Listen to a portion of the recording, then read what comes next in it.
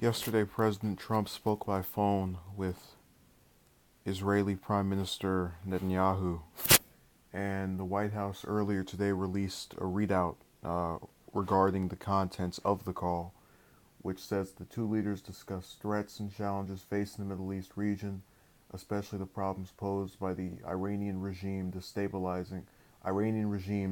destabilizing activities.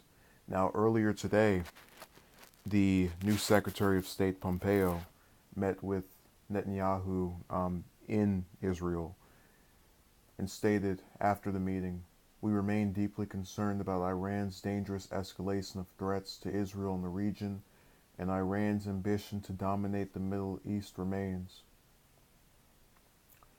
and reiterated his belief that Trump sees the Iran nuclear deal as very flawed, stating that Trump has directed the administration to try and fix it, and if we can't fix it, he's going to withdraw from the deal. It's pretty straightforward. Now, I have in the past stated my discontent with the foreign policy of Trump's direct predecessor, Obama. But the Iran nuclear deal was designed so that that country could not get nukes. And one of the things about promoting diplomacy is that when you attempt to not have wars, you oftentimes can have negotiations that make both sides have to offer concessions. So, of course, you wouldn't see it as being perfect, but to suggest that somehow this is ruining the course of relations between the U.S. and Iran is absurd. It was one of the very few things he did in that realm that I was in favor of. Now, Israel, and every time I cover this country, I always get this cringy feeling in the back of my head because I'm reminded of the fact that it is seemingly the only country on planet Earth that politicians in the U.S. of both parties are unable to criticize or condemn. But its government, under the rule of Prime Minister Netanyahu, has decisively moved the goalposts when it comes to a Middle East peace deal, or rather one between the Israelis and the Palestinians.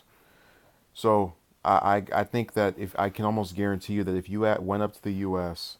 and asked them, their leaders anyway, wait, you're backing Israel over Iran. What about the issues that Israel has inflicted as well? You know, surely you're bothered by its treatment of other parts of the world and of the Palestinians.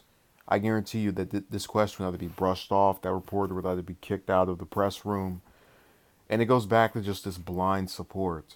Like this whole meeting of Trump and Netanyahu, and then the one after that with Netanyahu and Pompeo by the phone, and then in Israel, were just those two confirming that the U.S. is going to keep lowering its head, bowing down, and blindly following every single thing Israel does. And people will talk about, oh well, they're the Holy Land. Yeah, but the Holy Land is in control by a man who's effectively established his own version of apartheid, and it's being suppressed by the fact that it's a country that politicians from both parties are scared to say anything or do anything negative towards, because you get these religious groups who will go and attack them for having any type of just stand against anything that that place does. So it's a sad circumstance. I hope that we can possibly maybe get a leader in the future that will be against this. But even when we have politicians who say Israel has been problematic, they get called anti-Semitic. So you're basically playing with fire either way. Although I'd rather be name called than support this regime, which is, in the words of Secretary of State Pompeo, very flawed.